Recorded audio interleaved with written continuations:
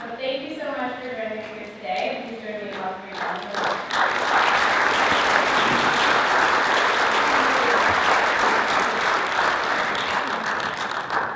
Thank you, Kristen, and thank you all for coming today to learn about how some things in art are relative.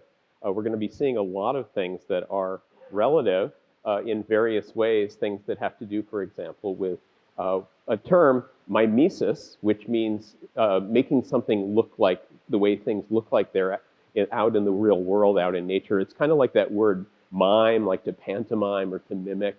It's just sort of a fancy word. It's a little bit like when Shakespeare has that line about holding a mirror up to nature.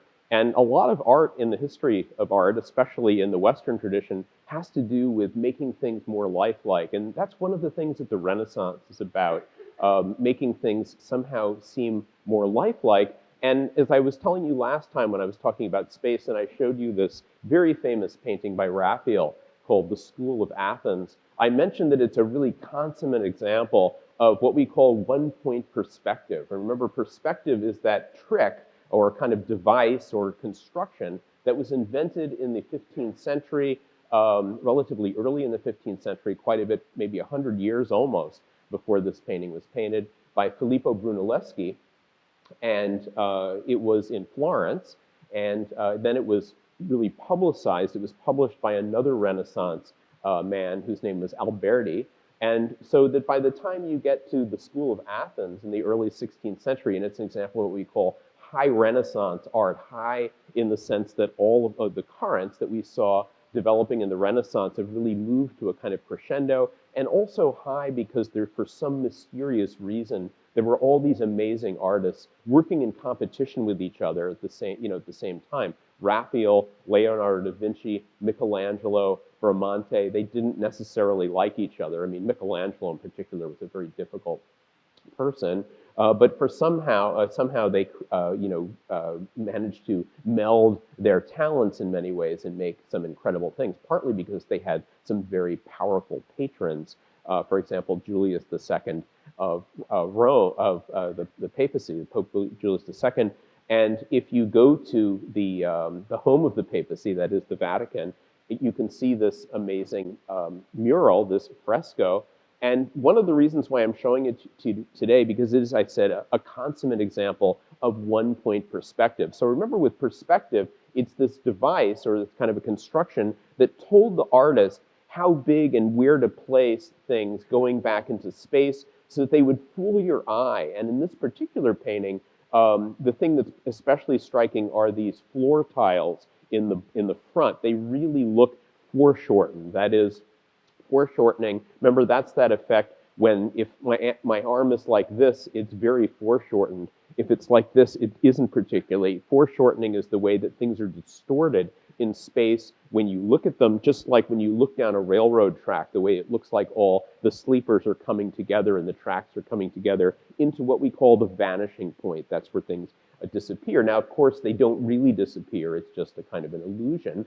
But this perspective device or construction really wasn't able to, it was a means of consistently fooling your eye, fooling your mind that this was really happening. And I mentioned last time that the illusion, because we're really talking about illusionism. Illusionism really means any art that tries to fool your eye into thinking generally about three-dimensional space.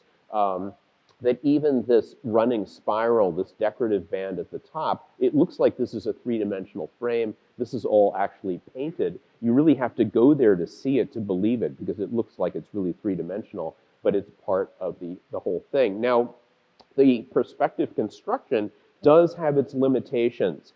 And if this floor were, if there were nothing else in here, if you didn't have these figures and you just had this floor extending into the back, then it would begin to fall apart a little bit when you started to get right around where these figures are blocking it. In other words, perspective, linear perspective works best when you're in that center sort of main line, the kind of axial line that you're looking through. As you start getting into the periphery, it begins to distort somewhat.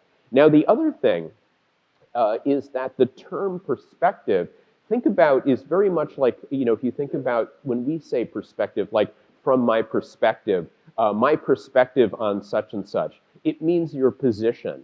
And one-point perspective presumes that the viewer is at an ideal position. In other words, it's not just that it's trying to fool your eye, but it's fooling your eye according to a particular place that you're viewing the painting from. Now, this is such a powerful illusion. I mean, with these incredible coffered barrel vaults, the way that the figures are distributed so evenly, there's a kind of, wonderful symmetry and a balance, and that sense of balance and harmony goes along perfectly with the subject, this idea of this learned, lofty conversation between Plato, who's pointing up because he is attached to the ideal, and Aristotle, who's pointing down because he, is interested in things like classifying animals and things like that, things, empirical things from the earth. That kind of space makes sense, especially when you're looking directly at it. Now, it's such a powerful illusion that you could move to the side and it would still fool your eye, but it's going to work best when you look at it directly. Now, this is a print by the 20th century Dutch printmaker M.C. Escher called Relativity, and some of you may have seen that extensive show they had on Escher just about a year ago.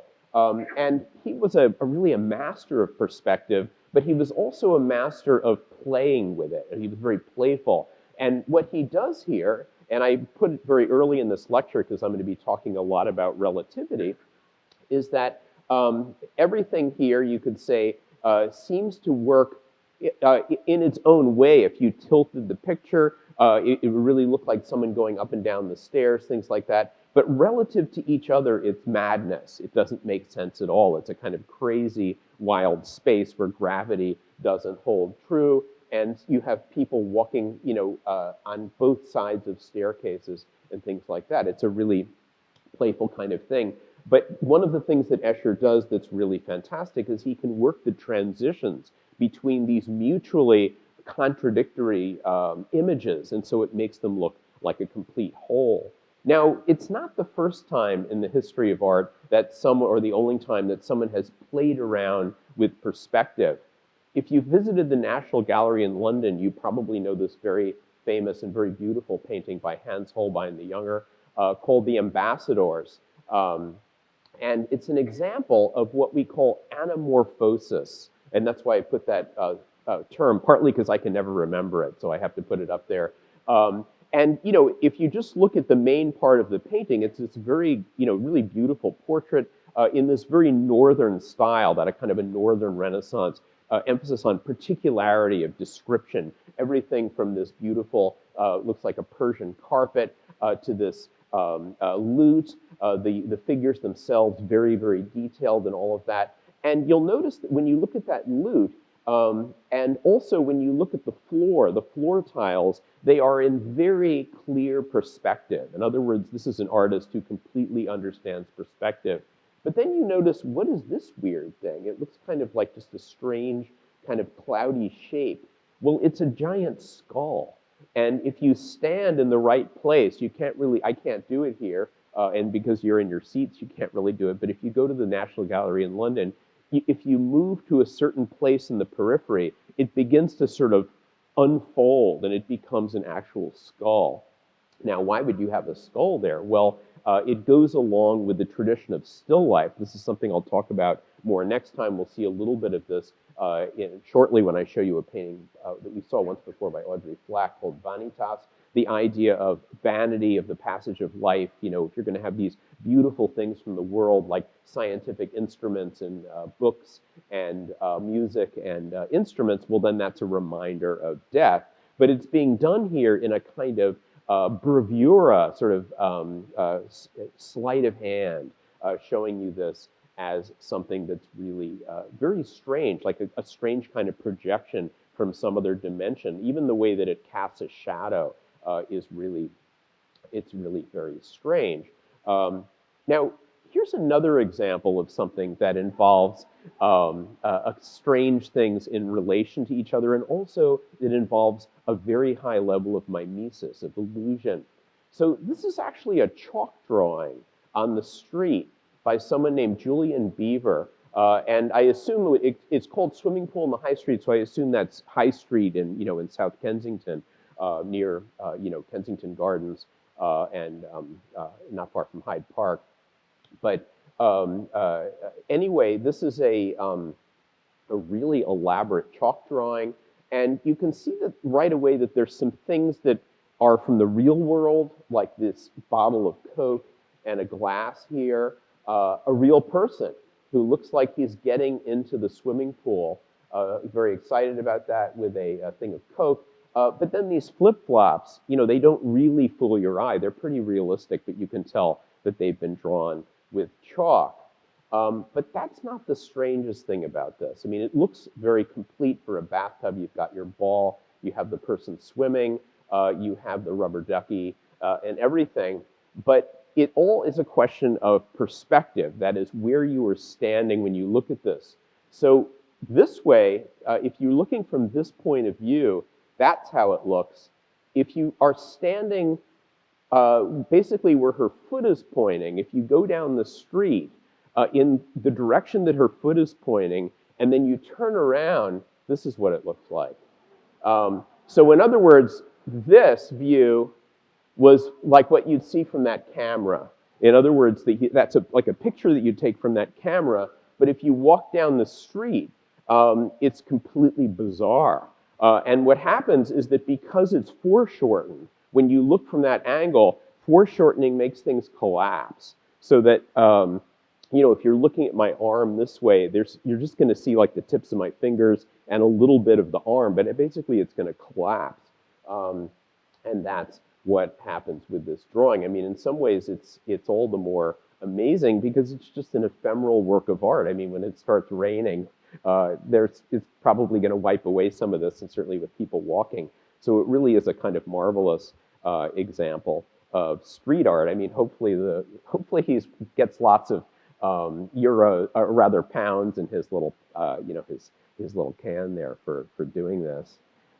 Well, another aspect of relativity and also mimesis has to do with the fact that realism, and this looks like a pretty realistic painting. It's actually a painting by Janet Fish called Homemade Jellies.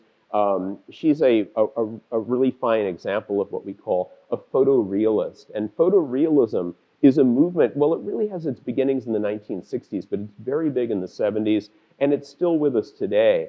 And there's a couple of other names that people use for it. Sometimes people call it hyperrealism because it really does look pretty realistic. Some people call it superrealism, which is a little bit of a problem because surrealism also means in French superrealism. And this is obviously very different. I like photorealism because paintings like this generally started out with photographs, either a slide or a photograph that was, my students don't know what an opaque projector is, but you probably remember them. Or regular slides where you could project the slide on a canvas. And that photo part of it is really critical generally to the kinds of paintings that these people made. For one thing, it's a guide in making something that really is startlingly realistic. But at the same time, photographs have their own imperfections and distortions. I mean, you know that when you take a photograph, and you can, not with a sort of point and click camera, but with the old-fashioned kind where you can adjust the depth of field, how some things, and you can even do that with phones now, I guess, some things will be more in focus than others. And sometimes these artists incorporate those kinds of effects. Now, the thing about realism, and this really does look very realistic. I mean, you could tell like what they are right away by looking at them. And she's done a really marvelous job of getting the way that the light is sort of refracted through this glass and how it goes through these nice, jelly colors here, the shine of the lids. I mean, it really is pretty remarkable. But the point that I want to make, and I'm going to show you a couple of different examples of this, is that realism is not absolute, it's relative. In other words, if you see something that's realistic, I'll show you something else that's even more realistic, and the two of them will look very different. And part of this has to do with the fact that when you see a painting, it's basically a two-dimensional thing. It can fool your eye. I mean, these things really look three-dimensional. And you don't only have to use one-point perspective. There's other ways to do that, but certainly one-point perspective was this critical means of doing that. But you can always, you can have something that it looks three-dimensional, but it's on a two-dimensional canvas. You can't really take the whole world out there and stick it on a canvas. You have to come up with metaphors, with shorthands, with tricks, and things like that, just like the one-point perspective was a very elaborate trick.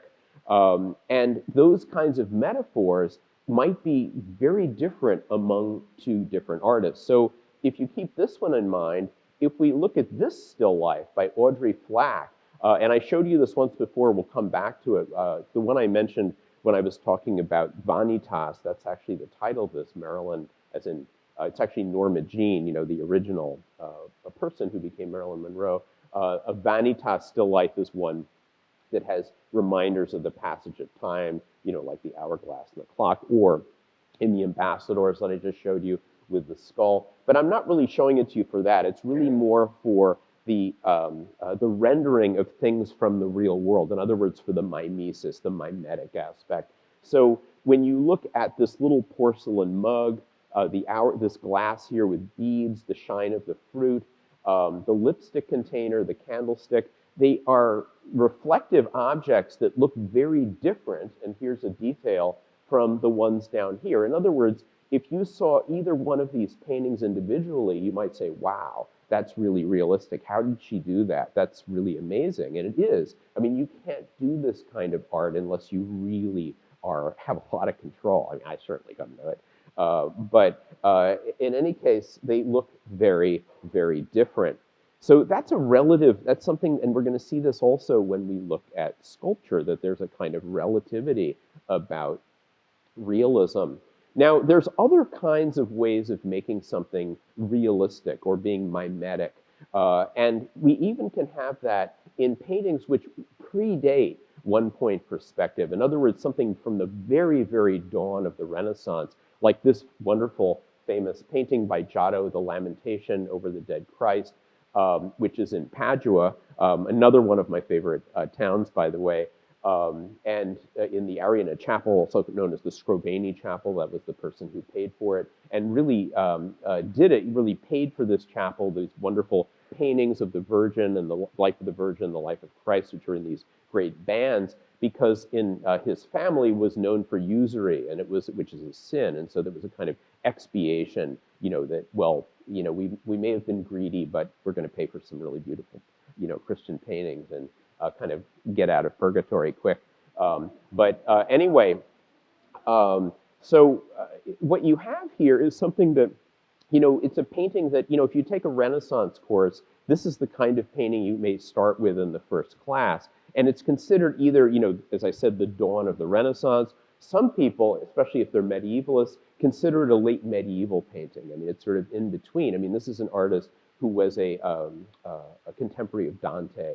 And in some ways in the art world had the same kind of, profile or, prestige, or as it were, as that great writer. So when you look at these figures individually, I mean, first of all, the scene itself is a scene from the gospel. So it's not something that, you can imagine really, happening in real time or real space or anything like that. It really is much more a sacred space happening in sacred time. But when you look at some of the faces, they have those kind of narrowed eyes that, if you're familiar with late medieval art, or what we call Byzantine art, that's very typical. It's very, very stylized. In other words, when we use that word stylized, we're talking about things that aren't, what they refer to in the real world, but they somehow are, they're very artificial, or they're very simplified, or something like that. And these are very stylized. But on the other hand, when it comes to emotion, this is, you could say, very naturalistic. That is, that it really elicits a kind of powerful, empathetic response from the viewer. That's sort of signaled by the angels up at the top, which look like hysterical birds. So in other words, they're really responding with a kind of intensity to this very tragic scene that's going on below. St. John is sort of making the sign of the cross with this, in this sort of horror, looking on. But I'm especially thinking about the way that these bodies really look like they have bulk. In other words, it looks like there's a figure under the clothing, and that's something that really you hadn't seen in earlier, say, medieval or Byzantine art, which tends to be flatter. And, excuse me, I'm also thinking, for example, of this figure here, who is sitting there in a way with bulk that makes us think, and also think about this figure right here, that it makes us feel that we could actually be sitting there ourselves. In other words, it sort of makes something that even though we don't have one-point perspective, that hasn't been discovered yet, it still suggests that this is a space that you could actually occupy. So in other words, it has a kind of emotional realism or naturalism. And realism and naturalism are terms that are used somewhat interchangeably when we're talking about very mimetic art.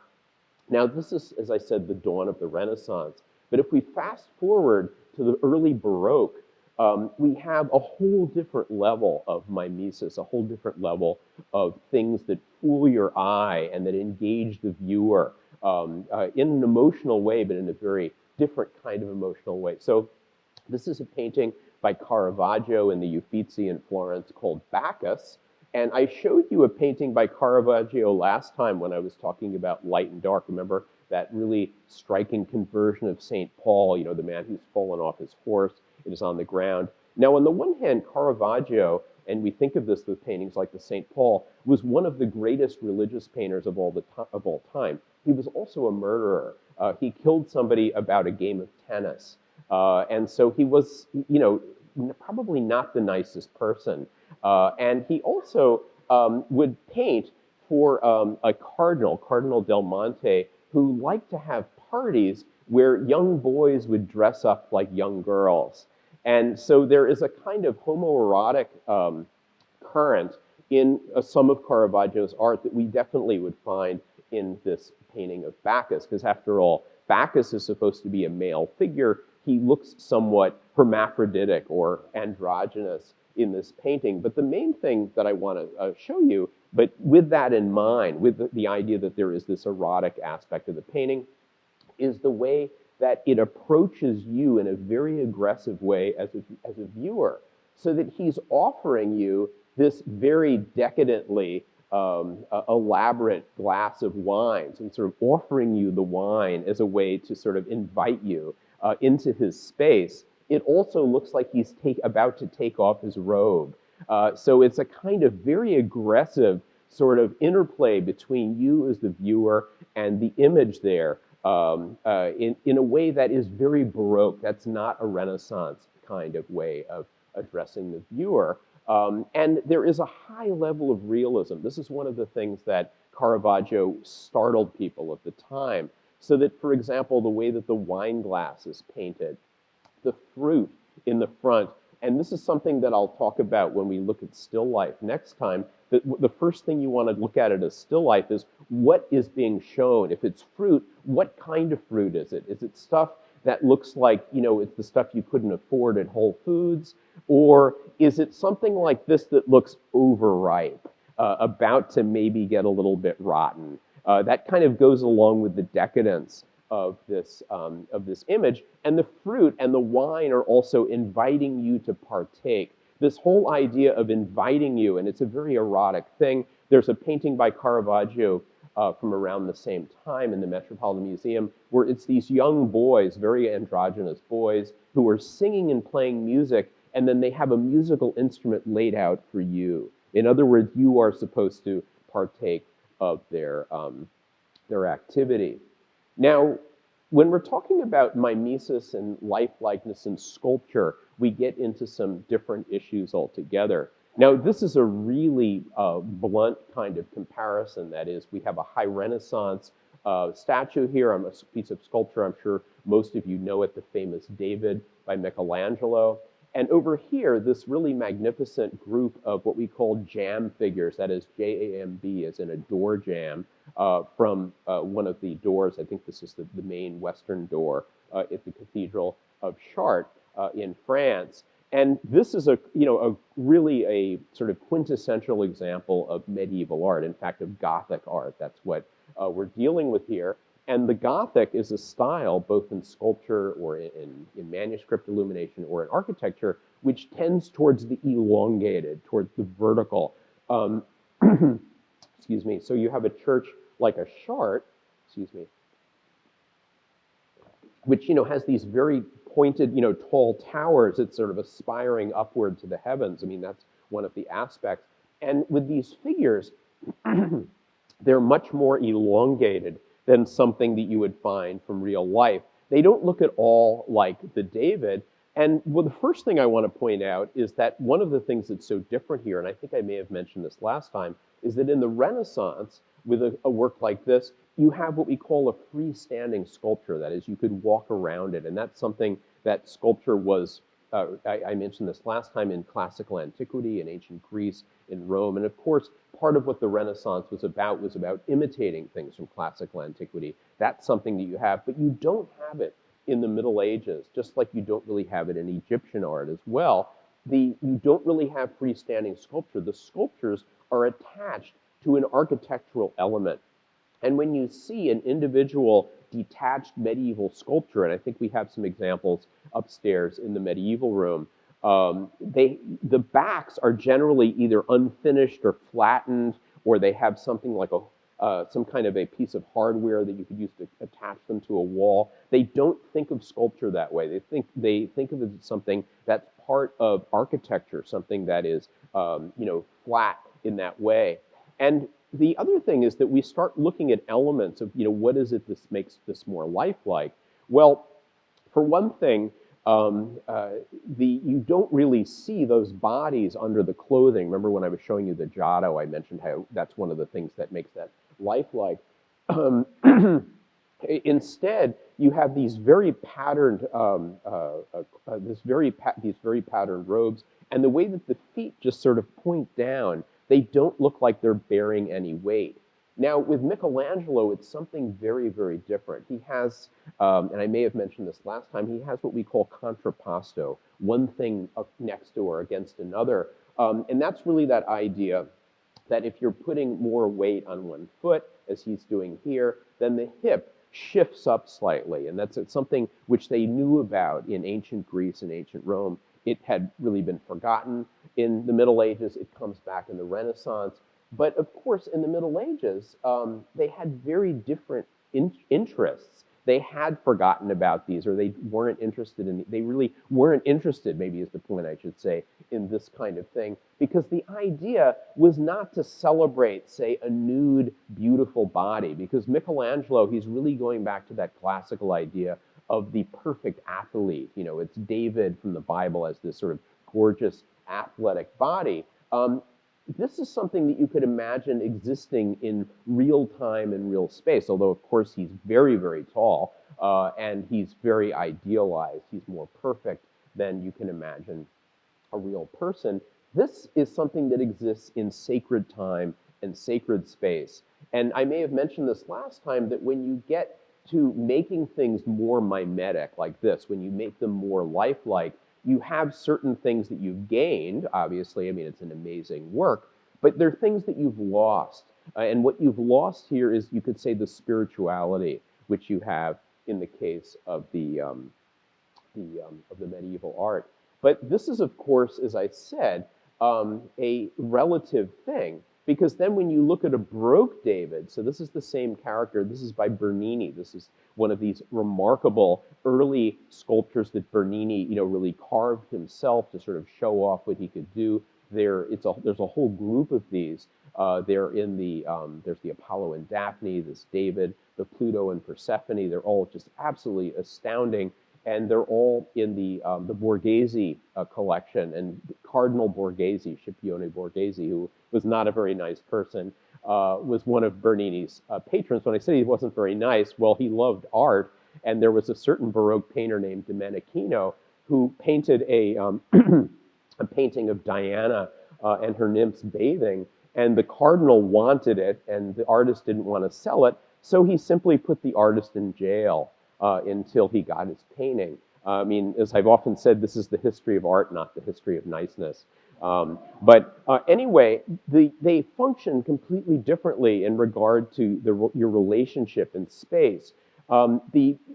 David by Bernini has that kind of aggressive engagement of your space that in some ways is analogous to what I showed you with that Caravaggio Bacchus, or that we saw last week with the Caravaggio St. Paul. He's actually in the action of hurling the stone, and you can see how he's concentrating.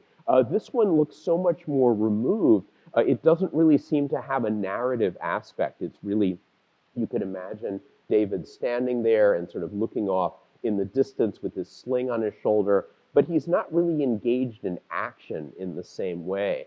And so you could say that there is a level of mimesis, a level of naturalism or realism here, which really surpasses what you have in the Michelangelo. And if you look at the details, I mean, look, he even has hair under his armpits.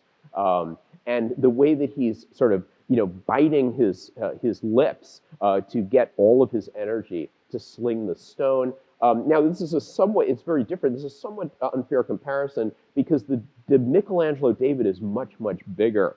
And the way that these eyes are carved out and the way that the hair is carved, it really is done to accommodate the fact that you're going to be way down below. So it's not completely a fair comparison. But the very idea that this is really approximately a life-size figure, you relate to it in a way that you wouldn't relate to with the Michelangelo, which in some ways is something you contemplate from a distance. It's a really different sort of thing altogether. Notice also the way that the hair is treated, the way that Bernini used the drill to drill around the hair to make it really look like it's in tufts, that it's actually moving. He was a great master at that. I mean, it's said that he could carve marble like butter, and he was an incredible child prodigy. I mean, he was a young man when he did this, but when he was a little boy, he was already the greatest sculptor in Rome. I mean, it's an interesting kind of thing where you have a parent, in his case, his father, Pietro Bernini, who was a sculptor, not a great sculptor, but it's sort of like with Picasso. His father was an artist as well, although Picasso's father really just painted pigeons. That was his specialty. But where you have a kind of junior who just completely overshadows the father in this case. Now, the idea, though, of relativity is something that really comes across in a comparison like this one. So you all know The Little Dancer. I mean, there's many casts of it. I'm not sure whether this is the one from the MFA. There's quite a few of them. Those casts were all made quite a bit later, quite a bit after, the time around 1880 when it was first made. When it was first made, Degas created it and showed it in one of the Impressionist exhibitions in a special box, like glass box, that he had designed. And in fact, the first time it was supposed to be shown, it wasn't quite ready. The box was, so apparently he just showed the box, which is very strange. He must have been very proud of it. But when he showed this thing, and they've tried to recreate this in these replicas, because they really are replicas, it's a bronze replica. The original one was in colored wax, and she had real hair, like a wig made out of real hair. She had a ribbon in her hair, which they have put in here on the bronze hair. She had a real tutu, a little skirt here, and the original one also had real slippers. Now they've sort of approximated that in the bronzes, and so it looks a little, in some ways, a little odder or more sort of heterogeneous than perhaps the original one did. But if you think about it in colored wax, now apparently it didn't fool your eye the way that a wax sculpture like Madame Tussauds. I mean, those look like real people. They're really sort of a little make you uncomfortable. They're so realistic. Apparently it wasn't quite like that. But it still really broke decorum. It really broke tradition with being so realistic that you'd have a wig, that you'd have a tutu, slippers, and all of this. And not only that, but she looked very, very realistic. And she was modeled on an actual little girl. We actually know her name and everything. Now, the way that people responded to this was very, very negatively. And one of the things that people said was that she's a vicious little girl. And it's a strange thing to respond to a sculpture by their personality. I mean, think about, you don't go to the Accademia in Florence and look at the David and say, oh my God, is he stuck up? You know, it's a funny kind of thing. And it's sort of like, you know, if because they're so realistic, then you begin to respond to them almost as if they were people. Now, when you actually go upstairs in the Impressionist galleries and look at the little dancer, you know she's only about so high, so she couldn't really be, you know, unless she was some kind of little fairy princess or something. She's not really, you know, doesn't fool you. But still, she's very realistic. Now, if she's realistic, what do you call this guy? That's a work of sculpture called Student by Duane Hanson. Now, this one's from 1992, but he really was big in the 1970s at the same time that photorealist painting was big. So in other words, there's this taste for startlingly realistic things. He's kind of a three-dimensional version. Now, in the case of those artists, like, say, Janet Fish and Audrey Flack, as I mentioned, you generally have some kind of photograph or a slide or something like that. In his case, he actually would use real people. In other words, you'd have a real person who looked like this, who was used as the model for a cast. And then from the cast, he would make the figure out of polyurethane, and then very, very carefully, and it took a lot of skill, use an aerosol brush, you know, an airbrush, the kind of brush that you would use, say, if you're painting a car and you don't want to, you know, have any brush strokes. And he would paint in the colors of the flesh, and then he would put clothes on them and give them accessories, like this one with the book. There's one I often show my students, which, you know, goes along with my poodle thing. It's a woman with a poodle, but I don't have that one to show you. But in any case, this is a good one too, because it's a student. You know, they can kind of relate to that. But I remember, you know, going to a retrospective of Duane Hanson at the Whitney Museum, excuse me, in the late 1970s. And they just had plenty of these things laid out in the galleries. And, you know, they were very realistic, but I thought, well, you know, I'm an art history grad student. I'm not taken in by this. Yeah. But then I was taken in because there was a museum guard, and I thought he was a real guard. And I was just sort of taking a rest and leaning against the wall. He was leaning against the wall. He had the Whitney costume. He had the badge. And I went, oh my gosh, he's a statue. And it was kind of creepy. But, you know, the problem with this kind of art is an example of what I call a one-liner. It is pretty amazing the first time you see it. Would you really pay tens of thousands of dollars to have this in your living room? You know, it's once you get it, you get it. In a way that you don't really have so much with the Degas. The Degas you sort of want to come back to. I mean, it's so interesting how he modeled the, you know, the position that she's in and all of that. This is sort of like a kind of bravura, you know, virtuoso trick, excuse me, that is a little bit different. Now, that kind of thing, you know, so it's really relative here. But when you, as I said, you know, with this response, this sort of emotional response to the Degas, excuse me, with the emotional response to the Degas, that there's something about three-dimensional work, that is sculpture, that when it's so realistic, you respond differently than you would to a realistic painting. It's somehow in your face and in your space, and it can be somewhat disquieting. So look at this. This is a doll, and I'm just showing you half of the doll. It's by this master doll maker, Ryoshi Yoshida, and it's a little frightening. You know, it's too realistic. Something is a little bit off here. But if you think that's disquieting, look at this. This is called In Bed by Ron Mueck. And it looks like, and so this is a gallery space. This is the Brooklyn Museum. And you may not, you may think, well, this is a really odd thing. It's so intimate. I mean, this woman is in bed. She's so realistic. But then look at the museum guard. So she's giant. So it's like the Gulliver's Travels. You know, it's just this absolutely immense figure. And there's something extremely uncomfortable about that, especially because it's such an intimate kind of thing, that somebody is in bed, you know, in a nightgown or something like that, you know, right in the middle of the museum. There's also something in a way dehumanizing about it, because she's so big that she becomes more like an object. And even the way that what she is lying on, I mean, you could say, well, maybe it's a kind of thin, a kind of IKEA mattress. They don't give you a lot of mattress, right? Or something like that. But still, it makes it look a little bit like it's an abstract thing that you might find in a gallery, which is really a strange kind of thing. Now, this is, of course, another work that, goes along with what I was talking about last time when I was showing you things that are very jarring in terms of scale, like that dog that I showed you, where it looks like the dog is as big as the house and the cars, that kind of thing. Now, when we're talking about mimesis and naturalism and this whole thing about relativity, it relates to photography in a kind of interesting way. And this is a photograph I showed you briefly last time, and I really showed it to you in the context of point of view.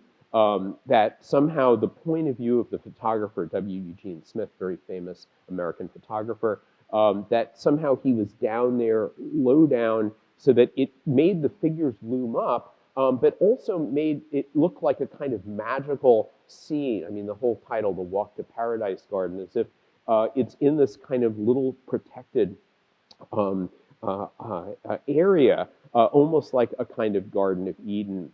Now, when photography, and I mentioned this last time, when photography was first developed in the 19th century, there was really controversy about whether it was art. Like, is this really art, or is it just a kind of a device? And there are artists who didn't really pursue it as an art. I mean, people like, say, a Courbet or a Delacroix, who still used it as a kind of a helpful device. They could have a photograph of a model, for example, and use that. I also showed you last time that photograph of Rodin, and I mentioned, it was an example of what we call pictorialism. That was this movement around the turn of the 20th century, where the photographers specifically wanted to make it look arty, and with this kind of atmospheric sort of scrim or screen that it looks like you're looking at. But this kind of photograph doesn't have anything like that. It looks much more direct.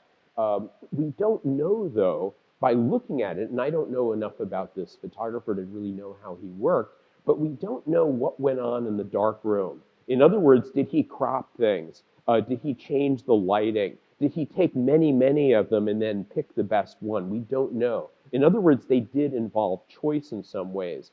But we still, when you look at a photograph, the temptation is to say, well, this is the truth. This is what the photographer actually saw.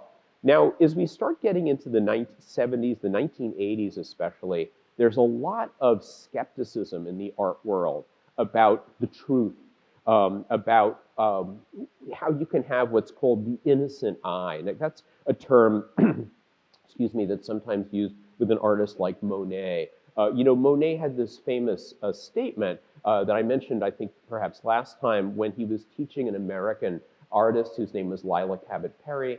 They were sitting down together. He was teaching her how he paints. And he said, well, you see that house over there? Don't think house, think lozenge of pink. In other words, don't think about what the thing is, just the way you see it. Now, if you really paint that way, and to some extent Monet did, you could say that there's something innocent about it in a kind of direct, transparent way. But it's never really innocent. The artist is going to make decisions, and in Monet's case, even though he wanted you to think that he had always painted just what was out there, he, especially when you start getting into the 1880s and beyond, he would change things afterwards, and he would have unfinished paintings that he would complete in the studio. One time, he was asked by a critic, where's your studio? And he got really angry. I don't have a studio. I don't need one. But of course, that kind of thing really is a fiction. And in the 1980s especially, anything that claimed to be the truth began to be sort of get people's fur up, at least in the art world, and want to have something that sort of gave the lie to that. So what you start seeing, and here's an example from the early 1980s, are photographs like this one. It's called Guarded Future by Ellen Brooks. And I remember seeing this photograph. I seem to remember it was about so big. It was many years ago, back around 82. I remember it was in one of the Whitney biennials. And being really struck by it. I mean, for one thing, it's such a strange scene. I mean, this some kind of like rather sinister looking magician with his assistant, and then this big ball that looks like a cue ball, but it could also be a crystal ball against this bright red curtain. Something like this obviously is fake. In other words, it's clear that the photographer manipulated it, that they took the little dolls and moved them around.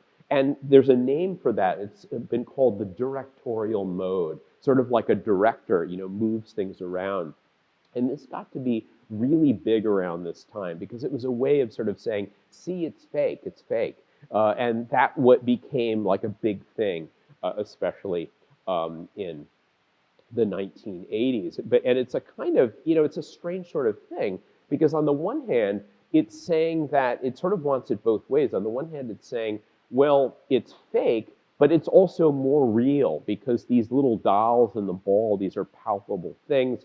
Whereas this, really looks like it's in some ways could belong in the imagination. It's a different sort of thing altogether. So it's an interesting kind of variation on that. Now, there's a pair of terms that I like to contrast with my students, and it has to do with art that's deductive and art that's inductive. And these are two examples. I'm saying that the famous Vitruvian Man by Leonardo da Vinci, which I'm sure many of you know, is an example of deductive art. And then this drawing by Degas, an early drawing, it's what we call an académie. An académie, the term comes from the academy, that is the art school, the École des Beaux-Arts, where this kind of drawing, and Degas attended the school briefly, that kind of drawing was the sort of meat and potatoes of what students did there. They drew the male model. Women weren't allowed in, but that was, which was a real handicap for women who wanted to be artists. But that's what you're getting with Degas. Now, when you say inductive and deductive, I mean, I'm sure many of you know that from, if you've studied logic and things like that. And inductive, that's more like what, say, a scientist would do. You look at the facts out there. I mean, you do start with some kind of hypothesis, but you look at the facts out there, your empirical data, and then you make some kind of conclusion from that. So that's inductive. With deductive, you're going in the opposite direction. You're starting with some kind of theory or some kind of set thing, and then you are getting things out there that fit into that thing. Now, these terms are also relative because someone, as I said, even if you're doing something inductive, if you're looking at the evidence out there, you generally start with some kind of hypothesis, which means you have some kind of idea of where you're starting. I mean, you want to keep an open mind so that if you come upon some phenomenon that just doesn't fit, well, then you're going to change that. But there's also a deductive way of looking at things. And the way that I imagine these is that in the case of the Degas, it's a more inductive kind of approach. In other words, he's there drawing the model. He's looking at the model.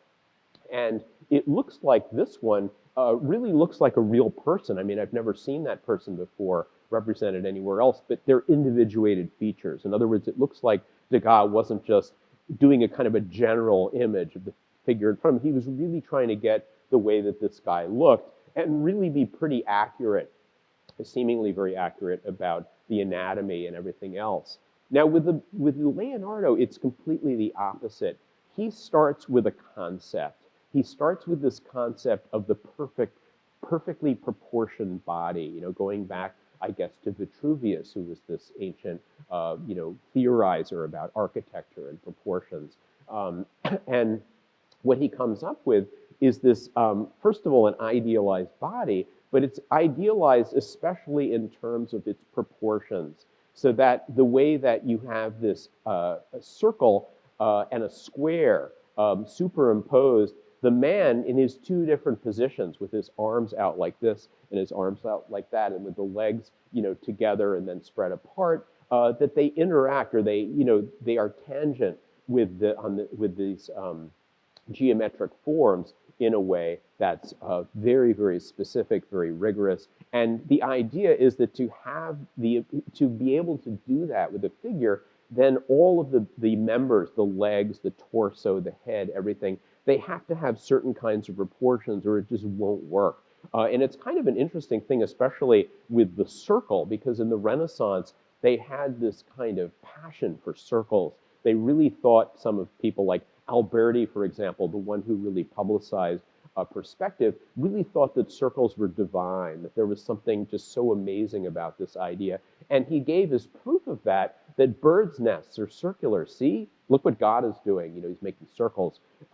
So it's a kind of interesting sort of thing. But what you have there is you're starting with this kind of rigorous idea, and then you're taking a body. Now, he had to look at lots of bodies, nude bodies, to know what they looked like, so that there is an element of induction in there. But the basic sort of process is deductive. Now, apparently, you know, in Sherlock Holmes, you know, I think it's, you know, it's Watson who would say, brilliant deduction.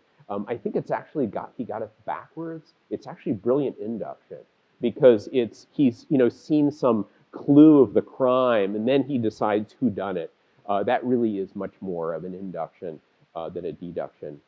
But anyway, these terms are relative, and it's a kind of thing that you know, it's an interesting sort of thing that there are works of art that seem to be much more deductive, like the one on the left, or more inductive on the one on the right. But it's a kind of, I mean, this is a pretty extreme example. I want to show you another extreme example, this time of, you could say, of deduction. This is a work which is not the real work. It's a replica of a very famous work by Marcel Duchamp called Fountain. And you can see that, and I think I may have showed you this last time. It was a you know, work which, it was just a urinal which he chose, you know, found somewhere. He could have gone to a plumbing supply store. He may have just found it somewhere. And the fact that he didn't say that it was art. He called it anti-art.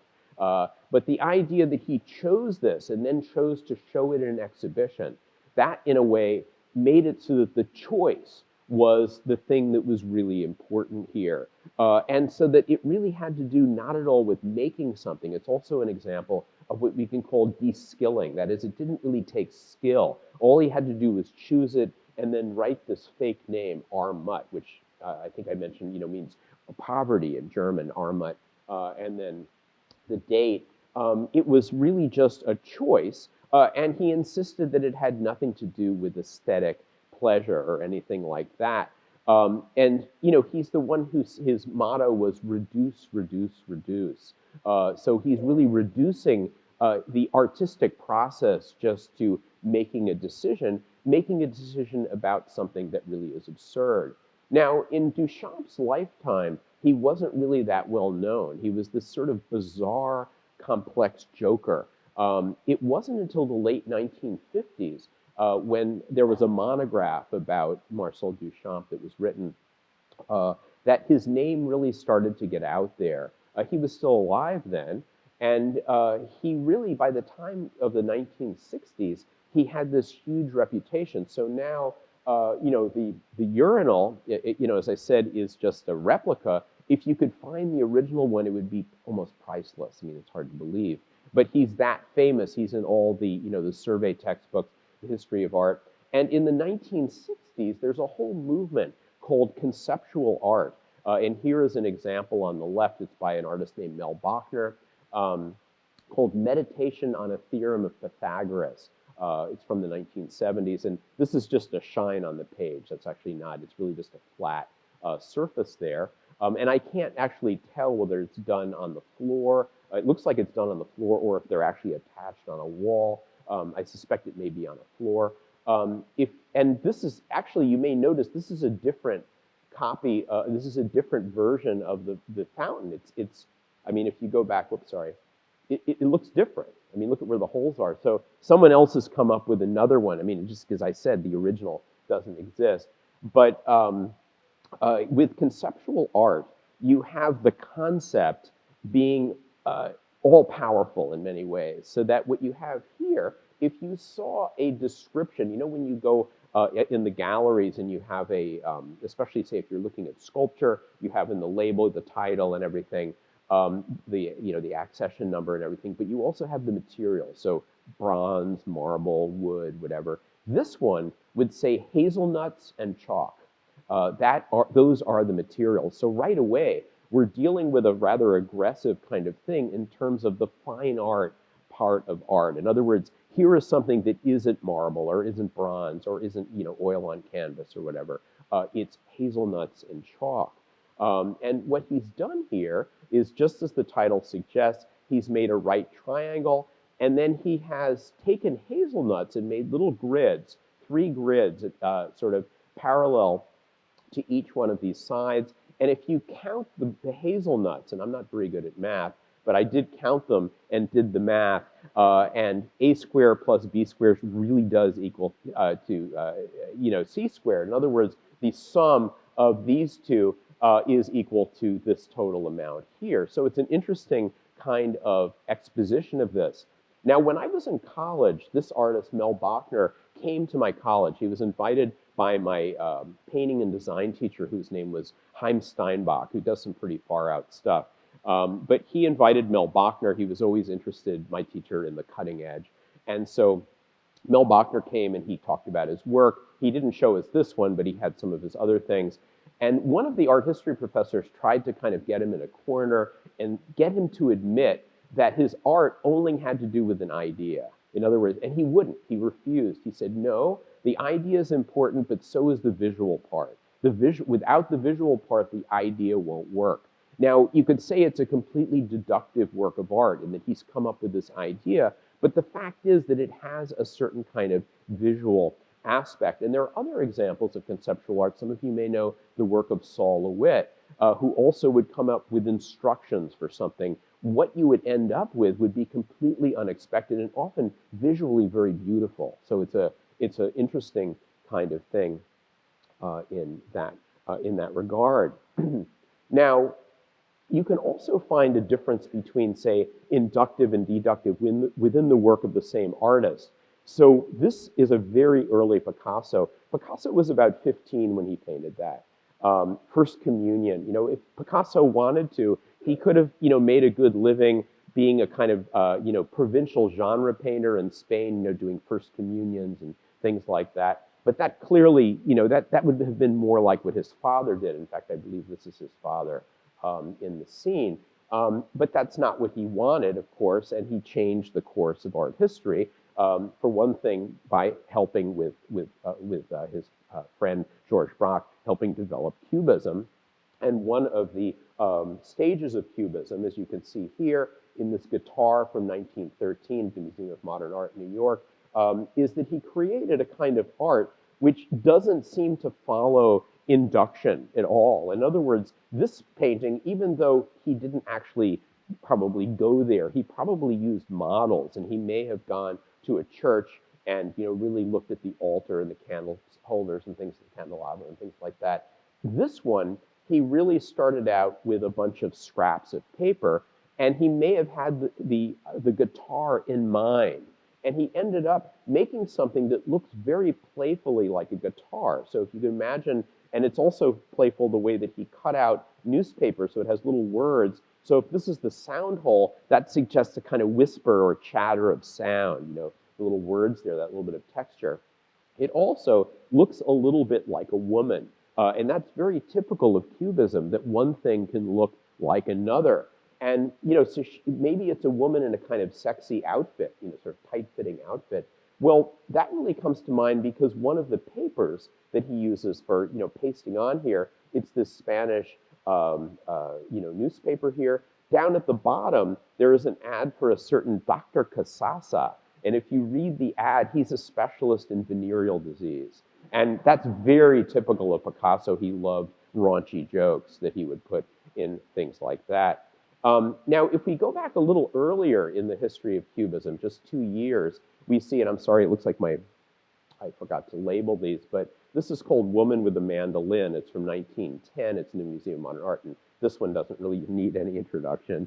You know who that is. And the reason why I'm showing them together is that as wild as this looks, that it's a figure who's broken down into planes, highly simplified. I mean, look at the eye, the profile here, And there also is this vision between space and figures in space that's been broken down. So look what's going on with her elbow here. It's beginning to merge with what looks like its surroundings. So these things, there's no consistent light source. It is bewildering if you try to, it has the look of something that's illusionistic, but if you, in terms of the modeling in light and shade, the chiaroscuro, but it's so inconsistent, and the planes look like they interpenetrate, that you can never really follow it. So in other words, it's deliberately ambiguous, it's playful, very wild, but at the same time, the subject is very traditional. It's like what you have with the Mona Lisa. In other words, it's a half-length portrait of a woman, and even the fact that she's playing a musical instrument, that's something that is a traditional kind of thing. For example, in the work of Corot, who was a 19th century artist, who was actually quite respected around this time, sometimes did women with mandolins.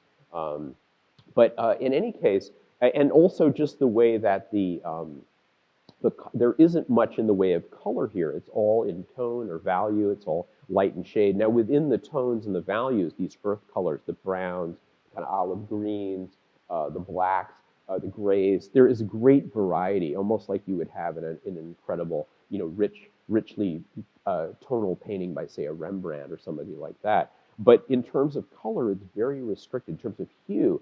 And that is a kind of, control, as it were, in going into this very wild territory where all of, the world is being remade, as it were. Picasso and Braque did this as well. They don't want to have color as well, or hue as another variable at this point. They reintroduce it, like when you saw the guitar later on. Now, the interesting thing is that as strange as this looks, and the way that it looks like you wouldn't really need a real model, in fact, he needed a model. It was painted of, we even know her name. Her name was Fanny Tellier.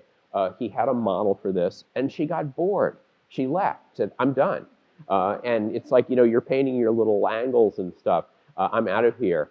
So he was left with an unfinished painting. But the idea that he needed a model for it, that's a really, you could say, an inductive aspect of something which otherwise seems deductive. And Picasso was completely attached to the real world. He didn't believe in abstract art or non-objective art. That is the kind of thing that an artist like a Kandinsky did, where they have just shapes and lines and angles and triangles and things. He didn't believe that was possible or valid. And for all of the revolutionary aspects of Picasso's work, that in particular really makes him more like, a 19th century artist. Now, I'm going to show you one more of these Cubist paintings by Picasso. This one is a portrait of Ambrose Vollard, who was an art dealer. And here he is again, shown by Renoir. And I'm showing you that because, of course, there's no question that the Renoir looks more lifelike. But this face, it really looks like Ambrose Vollard. Like he really captured him as a kind of a caricaturist would. And you could say that the Renoir is actually taking great liberties as well, because it has the kind of sweetness. I mean, this guy wasn't sweet. I mean, Vollard was the kind of guy who, apparently was, really, kind of hardened character who, he'd sort of bite the quarter that you give him, this sort of thing. But he makes him look so sweet and Renoir-like, and so that's a kind of, that's an interesting kind of, you could say, abstraction. Now, another thing that I like to talk about in this course is collecting and museology.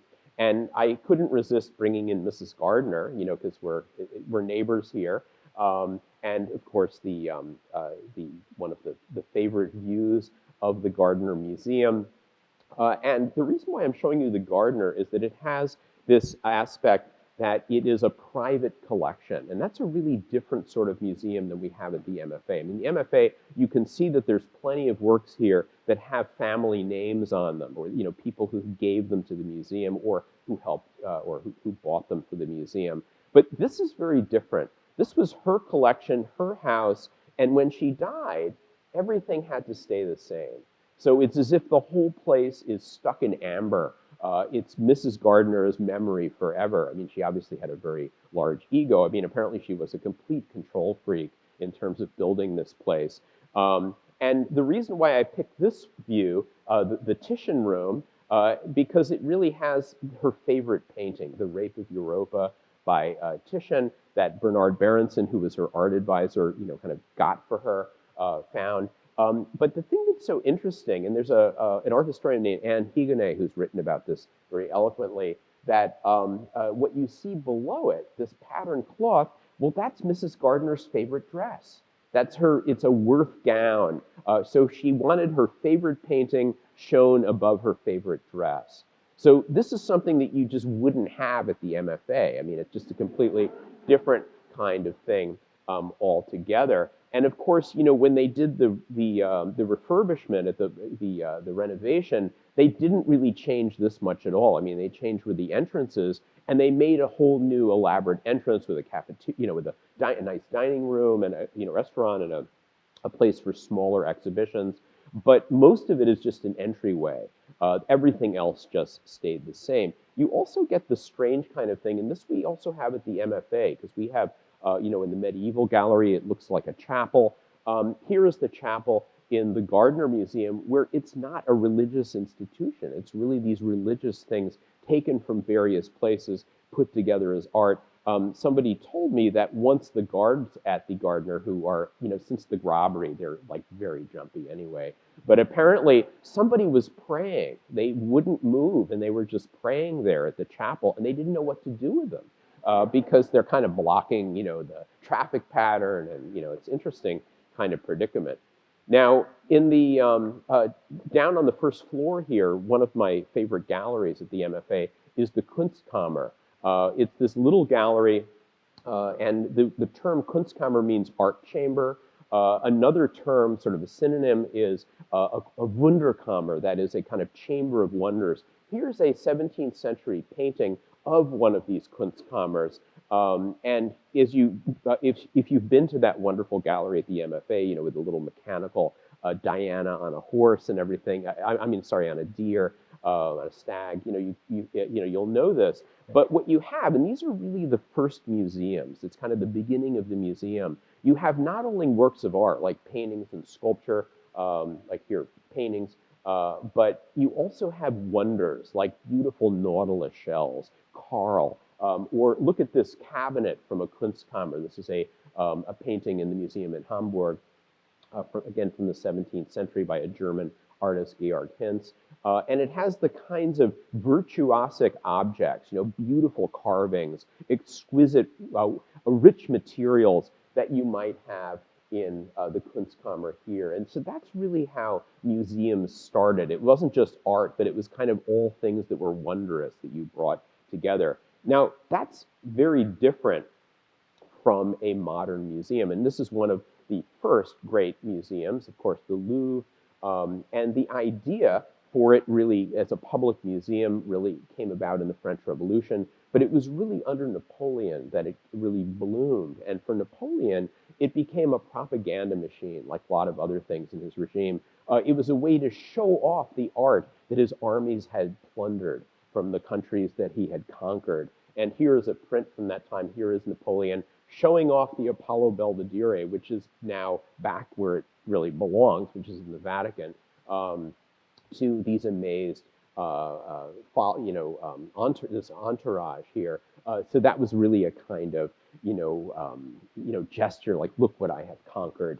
Now, there also is the whole issue of museums as buildings and museums as visiting gallery experiences. So here's the Guggenheim, and you can imagine, I mean, you can tell this is an old photograph.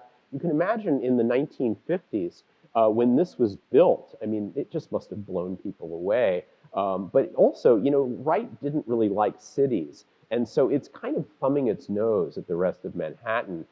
It's an extraordinary building. I mean, you go inside it, I mean, the building itself, in a way, is a work of art that in some ways overwhelms the other art that you see in it to some extent. I mean, there's some very great things in the Guggenheim. But as you can see in this photo, and in this one as well, as you know, I'm sure most of you have been there, you don't get to see the art unless you go around those walkways, and I, for one, find them really uncomfortable.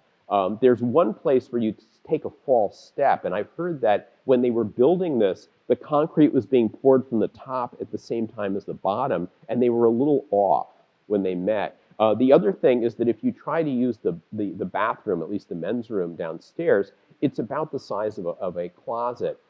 He apparently didn't want bathrooms. Like, why do you need a bathroom? It's a museum. You know, it's about art. But the city had other ideas. Um, there's also the whole concept of connoisseurship, which has to do, for one thing, with quality in art, and also telling, you know, whether something really was from that artist, was it by an assistant, or was it a fake? And these are two images that come from a work called Quality in Art by Jakob Rosenberg, who was a great art historian. And it's a comparison between a Rubens and probably Jacob Jordan's. We don't really know who did this, but it could have been by him, who was a contemporary Flemish artist, so two 17th century Flemish artists. And the longer you look at them, you realize somehow that this one is the better drawing, that it has more subtlety, it brings out the modeling. This is much more plain. You know, this one certainly has a lot of information and it's not a bad drawing, but there's something that really conveys the holiness of the Virgin there. It really is a very different kind of thing, much more articulated.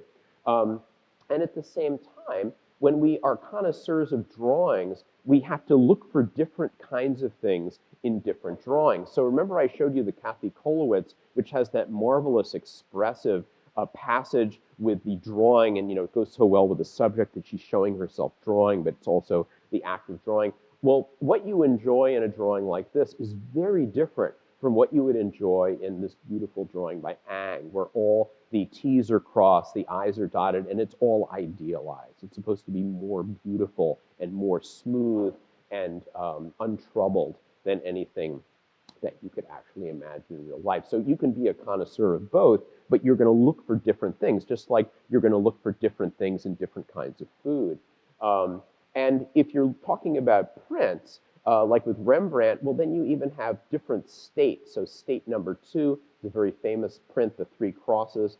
State number 3, look how different it is. And there's also state number 1. I think there may be a 4 as well. And this was a great money-making approach, because if you have collectors who want these, they may just buy all of them because they want to have all the different states. So that's a really great thing. But connoisseurs also spot fakes. And here is a fake Van Gogh on the side and a real Van Gogh. And if you hadn't immersed yourself in drawings like this real one over here, this beautiful drawing of irises outside Arles, you might be fooled by this because it looks kind of like a Van Gogh. The more you look at it, you realize there's a lot of empty space here, and all the little dabs and marks, even though they look a little bit like they're in the style of Van Gogh, are kind of the same. It's boring, in other words. Whereas this is so rich and varied, and also the irises look like real irises. They really are very specific, and that's very typical of what Van Gogh did. There's also the question of, you know, what is art and what isn't art? I mean, you can have a well-designed industrial thing like this Pepsi bottle that actually, you know, thought went into, just like it went into the logo. But that is nothing like this beautiful Art Nouveau vase by Gallet, which, you know, has this, you know, you can imagine you put flowers in it. Well, it has flowers like this beautiful iris, but also the way it gets darker and bluer down at the bottom is like the water that you might put in the vase. So it's like a whole landscape. There also is an interesting kind of situation for connoisseurship with folk art. And we have, you know, folk art here in the museum, but here is a very famous example by Edward Hicks from the 1830s called The Peaceable Kingdom. So when you're looking at something like this, I mean, this painting is worth a fortune, but it looks like it's by someone who wasn't really trained, but that's part of the charm, right? And that's part of the charm also that made Grandma Moses so famous. So here she is in 1949, and she did paintings like this one, Balloon. I mean, it really is charming. And you know, she was very famous and had this appeal that somehow her paintings really told you something about American, you know, rural America, that it was somehow unspoiled, that it had a kind of simplicity, kind of like, you know, quilts and things like that. It really, or old weather vanes, it had that kind of charm. But you also have artists like the Colombian artist, Fernando Botero, like this hysterically funny presidential family. Look at this cat. They all look like they need to lose a little weight. But Botero, when you look at him, he looks kind of naive, like, say, one of these other artists that I showed you, but he's very, very sophisticated. He knows exactly what he's doing, to the point of showing himself in the position that Velázquez and Goya are in very famous paintings. So it's really a kind of, a very sophisticated thing. Another thing to think about is, why do people destroy art? Like, for example, these Protestant fanatics who were pulling down statuary in a Dutch church here in this painting of the 17th century to make the church look more like this. This is a Dutch Protestant church, from a 17th century painting by Emmanuel de Witte. Very plain, very simple. And sometimes this is done with enormous violence. For example, when this huge Buddha was destroyed by the Taliban in 2001 in Afghanistan. And there's a long history of this. This is a moving thing to look at. It's a head of one of the kings of Judah that was on the facade of Notre Dame in Paris. They were very large, about 9-foot statues. And during the French Revolution, they were ripped down. And they thought, by the way, they thought they were French kings. And they hated the monarchy, but they also were doing violence to the church, because it was, on the church. And in the 1970s, they were doing construction in Paris somewhere on the Chaussée d'Antin, and they dug them up. They were like a whole group of these heads. So now they're in the Cluny Museum, where the unicorn tapestries are. And then there's another kind of thing. This is really funny, but it's a place in Gruda, Lithuania called Stalin World, almost like a theme park, where they basically have gathered these absolutely hideous, Soviet statues and put them together as a kind of goofy thing, almost like, putting them in their place. And it's a really interesting sort of phenomenon. And so when we're talking about the French Revolution, when we're talking about the Protestant Reformation, we were really talking about vandalism. But this is another kind of something that you could call vandalism, or at least that's what James Beck, who is a very eminent Renaissance scholar from Columbia, I don't know if he's still there, but he was furious when they restored the Sistine Chapel. So this is one of the Sibyls in the Sistine Chapel, and you can imagine, before the restoration, here she is afterwards. Most people like this much more, and I mean, clearly there were centuries of candles and smoke and everything, but he said, this is vandalism, that you've made it look like Disney.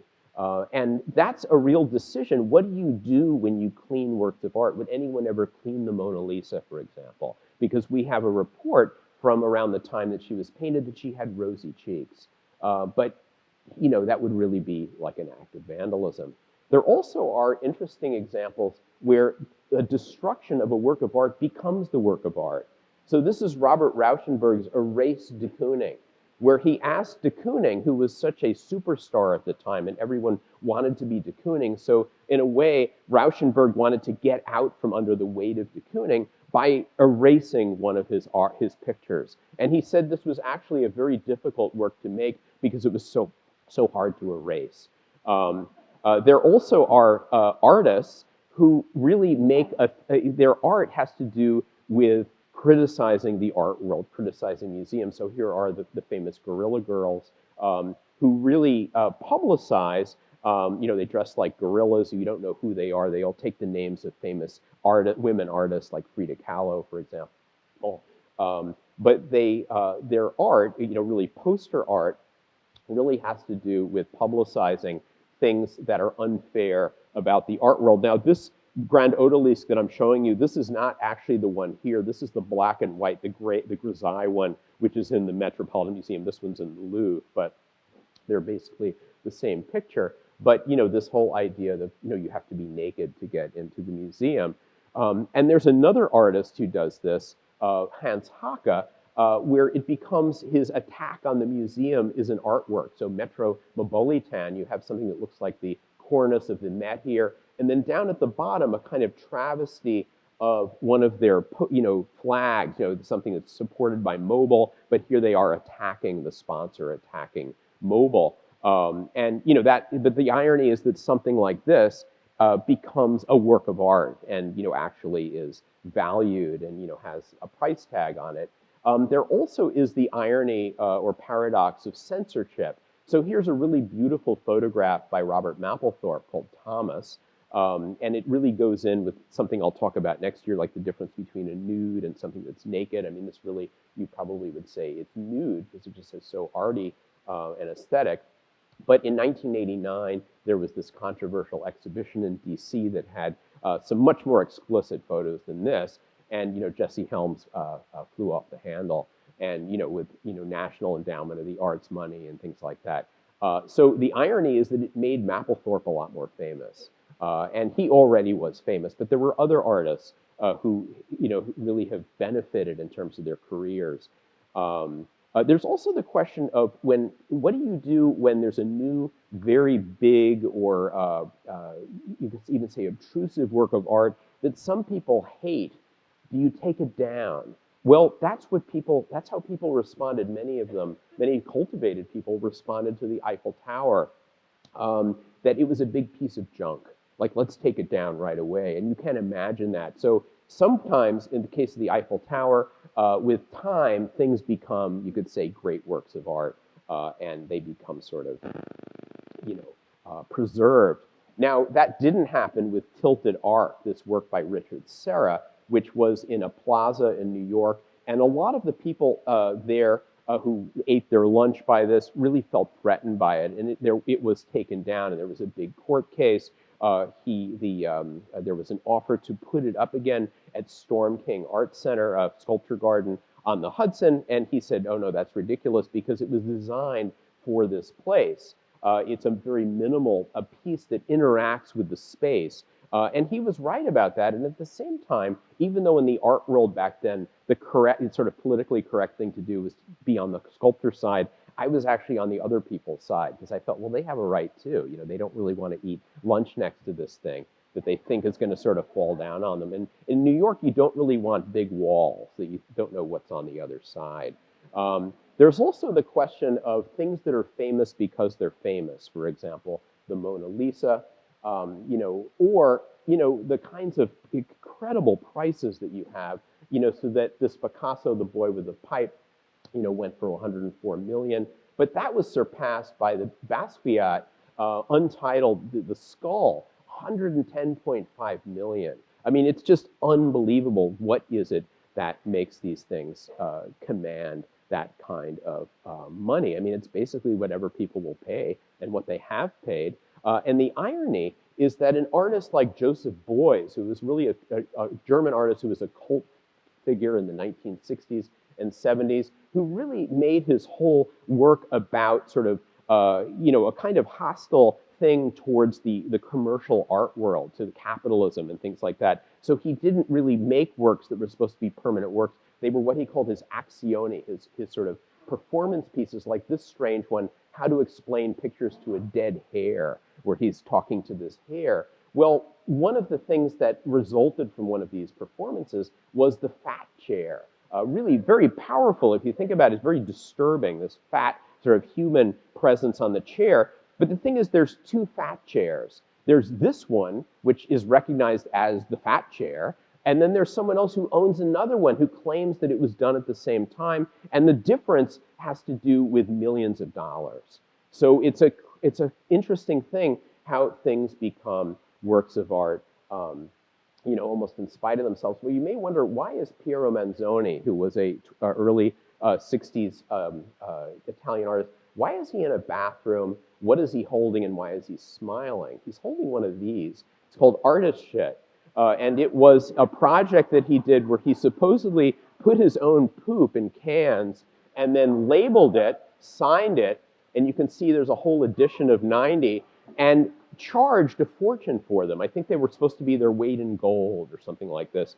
Nobody really knows what's inside them. No one's ever tried to. There also are cases, like here's Duchamp again, where somebody does a kind of aggressive work relating to a famous work of art. And this is what he called an assisted ready-made. He took a reproduction of the Mona Lisa, drew a mustache and beard on it, and then wrote the letters LHOOQ, which don't mean anything in English, But if you say them in French, it's extremely obscene. It's sort of like she has hot pants, but it's a little worse than that.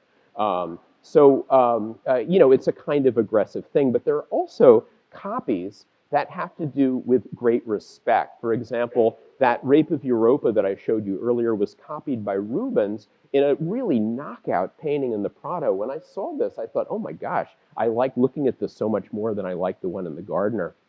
Or you have sort of enigmatic things like this, where Manet, you know, clearly he did a study of this famous Venus of Urbino, when he did a modern prostitute or a modern kept woman, clearly, you know, she's sort of a modern love goddess here. But he really was both making a kind of a joke, but being respectful at the same time, wanting to be thought of as a great master like Titian.